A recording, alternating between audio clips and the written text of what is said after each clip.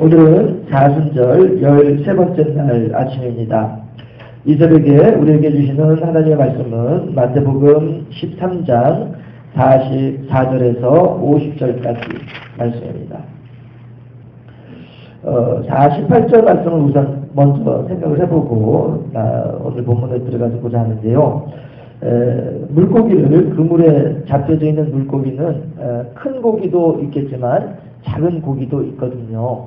그래서 여기서 못된 것이라고 표현을 하게 되면 달래 못된 것이 아니고요. 아직 잡아먹기에는 덜 자란 것. 그래서 다시 놓아주어서 더 크게 성장하면 그때 잡아먹을 것. 이런 측면에서 이제 못된 것이다 라고 표현을 한 것입니다. 실제로 이렇게 외국에서는 그런 법이 있다고 하더라고요.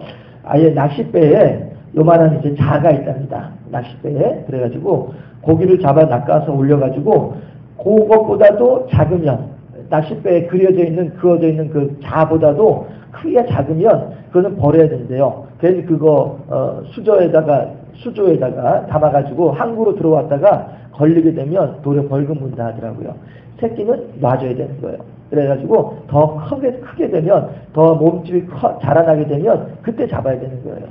그렇게 한다 하더라고요.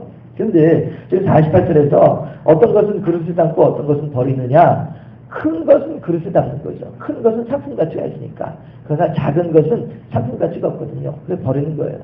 마찬가지로 말세가 됐을 때에도 천국이라고 하는 것은 뭐라고요? 우리들이 성장하는 거거든요. 우리들이 성장하는 과정이거든요. 해서 말세가 됐을 때에 풀무불에 집어던지게 되는 그 영혼은 어떤 영혼이냐면 아직 그렇게 하나님의 원하는 수준만큼 성장하지 못한 사람들. 왜 성장하지 못해요? 불신 때문에 성장하지 못하는 거죠. 헌신하지 않기 때문에 성장하지 못하는 것입니다. 지혜가 없다 보니까 성장하지 못하는 것이죠. 네. 그래서 하나님께서 기회를 주시되 모두에게 공평하게 주시되, 모두에게 하늘에서 똑같이 비를 주시는 것처럼요, 모두에게 그 기회를 주시되, 어떤 사람은 그 비를 잘 간직해가지고 농사 짓는데 유용하게 사용하는가 하면, 어떤 사람은 그 비를 그냥 흘려보내고 난 뒤에 물이 없어서 어떻게 하지? 이러면서 농사를 제대로 못 짓는 사람도 있더라. 결국에는 천국에 가고 못 가고의 문제는 내 탓이더라. 이렇게 이제 얘기를 할 수 있게 되는 것이죠. 해서 우선 그렇게 우선 그 48절에 있는 말씀의 내용을 간략하게 설명을 해드리고요. 본문으로 들어가자면, 천국은 밭의 감추인 보화의 비유, 그 다음에 값진 진주의 비유, 그리고 각종 그 고기를 모으는 그물의 비유, 이렇게 세 가지 비유로 오늘 천국 비유 두 번째가 이제 시작이 됩니다.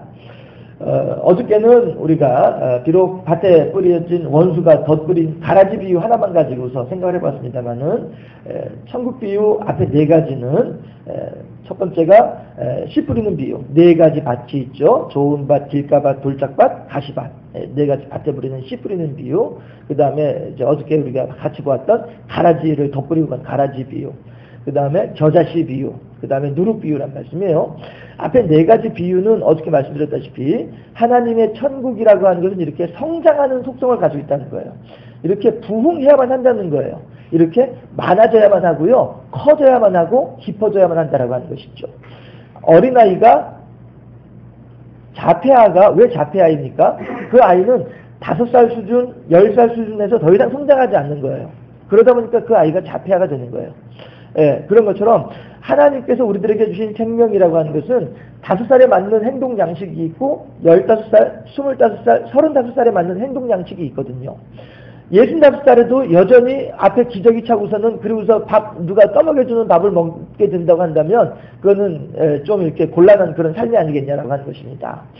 예, 이런 것처럼 하나님께서도 그렇게 우리들에게 영적인 수준에 따라서 우리들이 요구하는 몫이 달라진다라고 하는 것이죠. 그랬을 때에 하나님께서는 우리들에게 하나님께서 원하시는 수준만큼 성장하고 성숙하기를 바라시고 그때까지는 기다리시는 거예요. 그러니까 가라지 비유에서 농부들이 주인에게 저 가라지다 뽑아버릴까요? 내버려 두어라. 괜히 가라지 뽑으려고 하다가 알곡마저도 다칠까 염려한다. 걱정하지 말아라. 때가 되면 내가 알곡은 거두어가지고 창고 곳간에 들이고 가라지는 다 불에 태울 때가 올 거니까 걱정하지 말고 기다려라.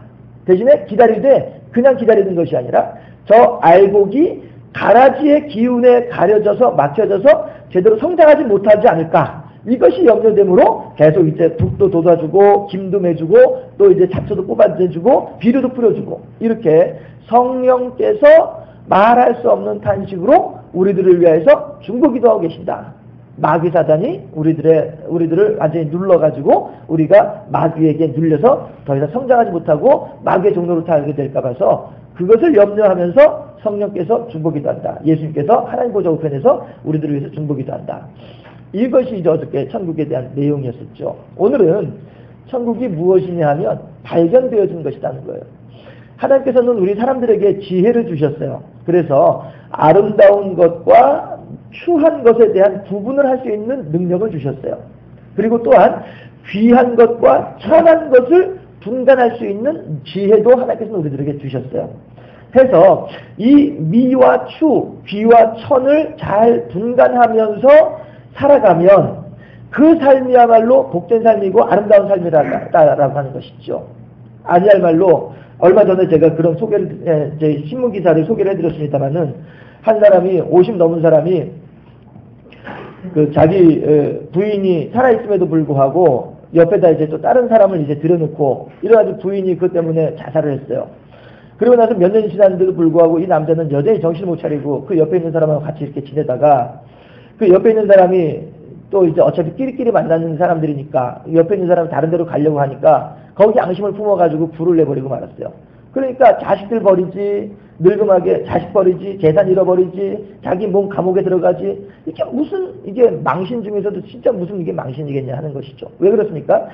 귀와 천을, 미와 추를 제대로 분간하지 못하다 보니까 그렇게 엉뚱한 삶을 살게 된다고 하는 것입니다. 그러나 우리가 주의 말씀은 내 발의 등이요 내 길의 빛이니이다 하는 시편 119편 105절 말씀처럼 하나님의 말씀대로 살아가면서 하나님의 기준으로 우리가 삶을 결정을 하면서 그렇게 살아가게 되면 그 삶은 참으로 복되고 아름다운 삶이다라고 하는 것이죠. 그렇게 살아가려고 하다 보면 그래요. 때로는 경제적으로도 남들보다 좀 불리할 수도 있을지 몰라요. 오늘 본문에서도 밭의 감추인 보화를 발견하고 난 뒤에는 그거를 딱 이제 숨겨두고 가서 자기 전 재산을 다 팔아가지고 와서 그 밭을 산단 말이에요. 왜? 그 밭을 사야만이 그 밭에 있는 보물조차도 다 내 것이 되니까. 예. 그런데 어쩌면 그 밭 값보다도 그 보물의 값이 덜할런지도 몰라요. 그럴런지도 모르죠. 그렇지 않겠습니까? 요즘에 이제 뭐 금값이 워낙에 이제 높이 올라가고 있으니까 뭐 그렇다 치더라도 예를 들어서 저는 이제 그 감추어져 있는 금을 만약에 이제 열량이다. 열량인데 이게 한 돈당 20만 원이다. 라고 계산을 하고서 이제 그걸 샀는데 정작 그 밭을 사고 난 뒤에 그 금을 팔려고 하니까 이거 금값이 갑자기 떨어져 가지고 15만 원밖에 안 돼. 뭐 한 돈에 15만 원밖에 안 돼. 이런 식으로 예를 들자면 그렇게 될런지도 모르죠. 그러나 그럼에도 불구하고 그렇게 우리들이 하나님 말씀대로 살아가려고 하는 가운데에 어쩌면 남들 보기에는 아이고 저 사람은 저렇게 뭐 저래 이런 상황이 벌어질런지 모르겠으나 그러나 그럼에도 불구하고 하나님께로 향하는 그 걸음이라고 한다면 그 결정이 나의 욕심 때문에 내린 결정이 아니라 하나님의 영광을 위한 결정이었다고 한다면 그 삶은 복된 삶이다라고 하는 것이죠. 울지마 톤즈라고 하는 그 다큐멘터리 영화가 있었습니다. 보신 분도 계시겠지만은 아프리카의 톤즈라고 하는 지역에서 저기 천주교 신부 한 사람이 선교 활동을 하다가 어떤 그런 현지의 풍토병 같은 어떤 그런 이제 병에 걸려서 그 양반도 암에 걸려가지고 이제 일찍 이렇게 죽게 되는 그런 일이 이제 있었는데 사실 이건 좀 다른 얘기지만 저도 해외 선교를 하다 보면은 좀 그런 이제 선교사들이 가진 딜레마가 있긴 있거든요. 뭐냐 하면 우리 한국에서는 이제 해외 선교사들의 삶을 야 저 사람 말이야 가더니 운전기사 따로 두고 집에 집사 따로 두고 가정부 따로 두고 호화롭게 생활하더라 이렇게 이제 얘기하는 경우들이 더 있는데 실제로 선교사님들의 이야기를 들어보면 현지 기후하고 우리나라 기후하고 너무 다르기 때문에 너무 피곤하다는 거예요. 너무 피곤하다 보면은 혼자서 이게 운전하고 돌아다니고 이렇게 하는 일이 너무 힘들고 일을 제대로 못한다는 거죠. 예, 그러다 보니까 어쩔 수 없이 업무의 효율성을 위해서 이렇게 이제 좀 운전기사도 따로 드리고 대신에 우리나라에서 생각하는 운전기사하고 그 나라에서 생각하는 운전기사는 다르거든요. 우리나라에서는 월급이 뭐 200만 원, 250만 원 줘야 운전기사를 드리지만 그 나라에서는 우리나라 돈으로만 10만 원만 하더라도 충분히 운전기사 드릴 수 있으니까. 그래서 이제 운전기사를 드리고서 자기는 이제 그 선교 활동만 전념하기 위해서 이렇게 하는 건데, 이제 우리나라에서는 우리나라의 기준으로 보다 보니까 야, 운전기사 드리고 말이야, 집에 가정부가 둘씩이나 있고 말이야, 이렇게 한다라고 하는 것이죠. 그래서 실제로 선교사들 중에도 고산지대 같은 데 이제 가가지고 현지인들하고 똑같이 생활하고 똑같이 밥 먹고 현지인들 음식으로요. 그렇게 하는 사람도 있는데 그 사람은 1년이 못 돼가지고 간이 부어가지고 귀국했다 하더라고요. 그러면서 짧게 그냥 잠깐 하고서 몸에 병들어서 갈 것이냐, 아니면 오랫동안 10년, 20년 동안 하면서 어떤 그 열매를 거둘 것이냐, 그거는 선교사 본인이 결정할 일이다. 이러더라고요. 그런데 그 이태석 신부라고 하는 그 양반은 이제 짧게 하고서 이제 가는 어떤 그런 걸 이제 택한 모양이죠.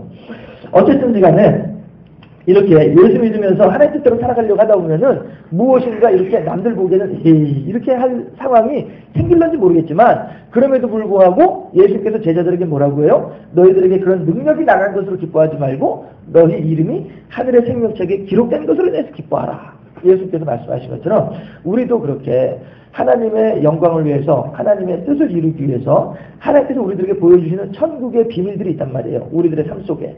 이 밭에 감추인 보화라든가 값진 진주라든가 고기라든가 이런 것들은 어느 날 갑자기 내한테 뚝 떨어진 것이 아니에요. 우리들의 삶에 늘 같이 있는 것들이었었어요. 그러나 아직 발견하지 못한 것뿐이죠. 사실 그 밭을 소작으로 그 밭을 부쳐먹던 사람들이 한두 사람이었겠었어요? 그 보물이 그 밭에 감추어진 뒤에, 숨겨진 뒤에. 그러나 아무도 몰랐지만 어느 날 갑자기 내가 가서 쟁기질 한번 툭 하는데 뭐가 툭 걸려서 보니까 그 항아리가 들어있는 거죠. 그렇다 한다면 그것을 발견하게 해주시는 이도 누구예요? 하나님이다라고 하는 것입니다. 그래서 에베소서에서 믿음은 자랑할 것이 없는 것이 하나님의 선물이기 때문에 그렇다.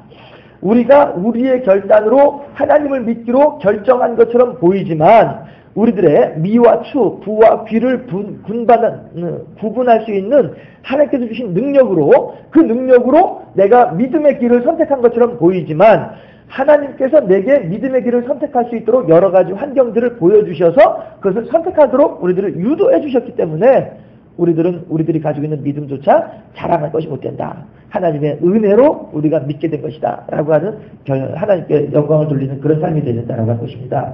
해서 오늘 본문에서는 결국에는 감추어져 있던 것들이 드러나는 그 순간에 내가 이것을 발견하고 난 뒤에 이것을 내 것으로 취하기 위해서 어떻게 해야 돼요? 내 가진 전 재산을 팔아야 돼요. 내가 가지고 있는 것을 희생할 수 있어야 돼요. 내가 가지고 있는 것을 놓치지 않으려고 하면서 그것도 가지려고 하면 이건 욕심이에요. 이건 하나님께서 원하시는 삶이 아니다라고 하는 것이죠. 귀한 것을 내가 취하기 위해서는 내가 가지고 있는 것을 천하게 여길 줄도 알아야 된다는 것이에요. 그런데 내가 가지고 있는 것도 움켜쥐고 있으면서 저것도 움켜쥐려고 하면 하나님께서는 그런 삶을 원하시는 것이 아니다라고 하는 것이죠. 그러니까 어떻게 해요? 내 가진 전 재산을 팔아가지고 그것을 희생하고 난 뒤에 그것을 내 것으로 취하는 이 부와 귀, 미와 추를 이렇게 구분하는 삶을 살아가는 삶이 그 삶이 복되고 아름다운 삶이다 하는 것입니다. 우리에게는 여러 가지 가능성이 있습니다. 가능성이 있지만 그 열려있는 가능성 앞에서 우리들이 어떻게 결정할 것이냐, 이 결정은 우리들의 몫이다라고 하는 것이죠. 그런데 그 결정하는 순간에도 하나님께서 우리들에게 야, 이것을 결정하는 것이 좋지 않겠느냐라고 하면서 우리들에게 그 결정을 도와주신다라고 하는 것이에요. 했을 때에 그 결정의 순간에 나의 욕심을 위해서, 나의 유익을 위해서 누군가를 기뻐하고 올라가고자 하는 그런 결정을 한다면 그 결정은 올바른 결정이 아닐 것이요. 예수님께서 말씀하신 것처럼 남을 위해서 누가 내 오른뺨을 때리면 왼뺨까지도 내줄 수 있는 이러한 마음으로, 이거는 그저 내가 낮아지고 내가 겸손해지는 것의 문제가 아니고요. 하나님의 사랑하심에 대한 보증을 가지고 있는 사람의 넉넉한 신앙의 자세를 얘기하는 거예요. 그래서 무조건 착하기만 하고 무조건 선하기만 하면 된다, 이것이 문제가 아니죠. 무조건 착하고 무조건 선하면 바보 취급당하는 거고요. 하나님의 말씀에 입각한 자기 희생이 있어야 된다고 하는 것이죠. 하나님의 뜻하심에 대한 하나님의 영광을 위한 자기 희생이 있어야 된다는 것입니다.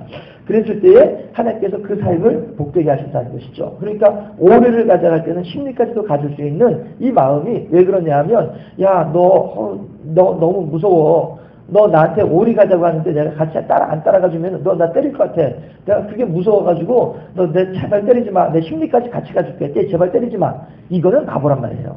이건 바보란 말이에요. 그러나 누군가가 내게, 야, 너 나랑 같이 오리 같이 동행해 가자. 그러면 그래? 너 힘들겠다. 혼자서 가면 힘들겠다. 밤길인데 무섭겠다. 내가 심리까지 같이 가줄게. 이 마음이 이게 하나님의 영광이란 말이죠.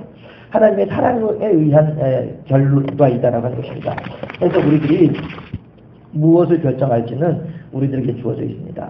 아침에 광야에 나가서 만나를 주워올지 안 주워올지도 내가 결정할 수 있습니다.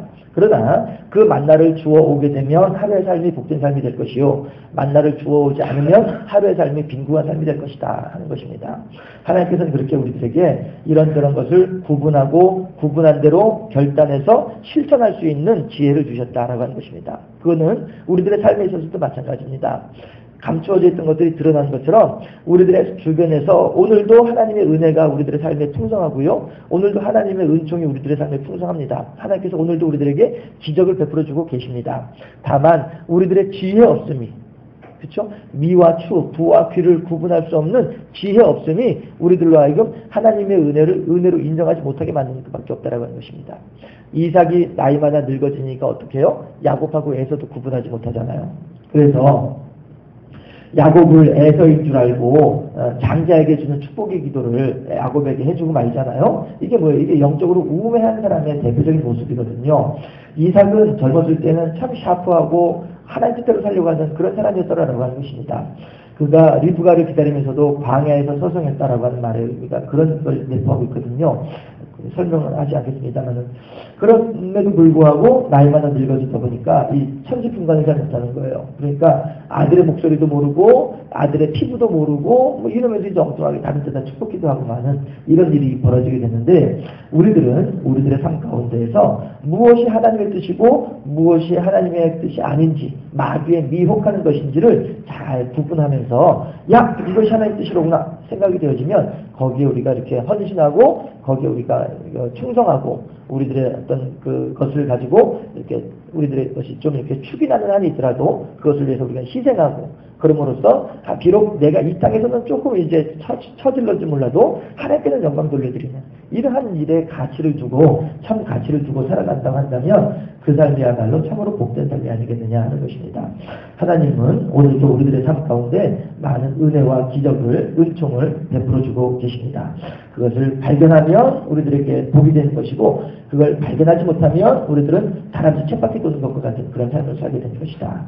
그러나 하나님께서는 우리들로 하여금 그것을 발견할 수 있기를 바라신다. 발견함으로써 그것을 우리들의 것으로 취하고 우리들의 것으로 취함으로써 더욱더 복되고 아름다운 삶을 살아가기를 바라신 분이 하나님이시다 하는 사실입니다. 이 천국의 비유를 주시는 하나님의 뜻을 우리가 깊이 깨달아 알고 하나님 뜻에 합당하게 더욱더 날마다 천국의 기쁨을 누리며 그 가운데 하나님께 더욱더 크게 감사하며 영광 돌려드리는 하나님의 착하고 충성된 종의 삶을 살아가는 우리 모두가 되어질 수 있기를 주님의 이름으로 축원합니다. 이 시간에 함께 기도할 때에 첫 번째 기도 제목은 우리들에게 지혜를 더해 주셔서 우리들의 삶 가운데 함께하고 있는 하나님의 은혜와 기적을 발견할 수 있는 지혜를 더하시옵소서. 우리가 발견하지 못하는 감사의 제목들이 참 많이 있습니다.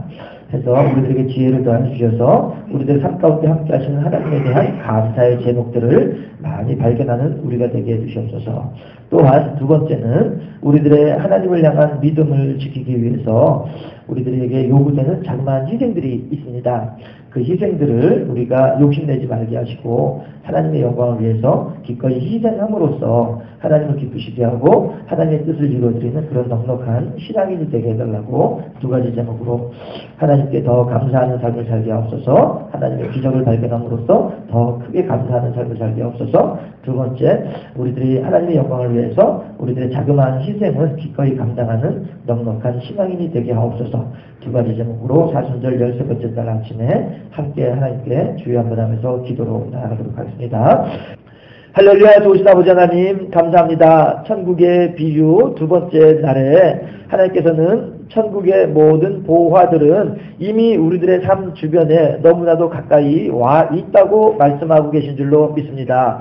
다만 우리들의 어리석음이, 우리들의 지혜롭지 못함이 하나님의 허락하시는 기적을, 하나님의 허락하시는 은혜를, 은총을 발견하지 못하고 어려운 환경 가운데 빠져 있는 것일 뿐이라고 할진데, 하나님께서 우리들에게 지혜를 더하여 주셔서 하나님의 기적을, 은혜와 은총을 잘 발견할 수 있는 지혜로운 삶을 살아가는 우리 모두 될 수 있도록 인도해 주시고, 또 그렇게 하나님께서 우리들의 갈 길을 밝히 보여주실 때에 하나님께서 그 길을 우리들로 걸어가도록 하실 때에 우리들에게 요구되어지는 자그마한 희생이 있다 할지라도 그 희생조차도 하나님의 영광을 위하여서 기꺼이 감당하는 넉넉한 신앙인이 될 수 있도록 인도해 주시사 끝내는 하나님께 영광이요 끝내는 하나님의 은혜로운 삶을 살아가는 우리 모두가 될 수 있도록 주여 우리들을 지켜주시고 붙잡아 주시기를 소망하옵나이다. 아버지 앞에 또한 1,000번째 예물을 드리오니 주여 기쁘시게 받아주시고 그 삶이 그렇게 하나님께 희생한 삶이 되게 하시고 하나님을 영화롭게 한 삶이 될 수 있도록 복을 더하여 주시옵소서. 하나님 사순절 13번째 날 아침인데 앞으로 모든 이 예배 때마다 하나님께서 은혜를 더하시고 복을 더하시고 지혜를 더하셔서 하늘의 신령한 은혜와 은사들을 나누기에 부족함이 없는 시간들이 될 수 있도록 우리 모두에게 지혜를 더하시고 성령으로 인도하여 주시옵소서. 감사합니다. 영광 받아 주시옵시고 예수 그리스도 이름으로 기도드리옵나이다. 아멘.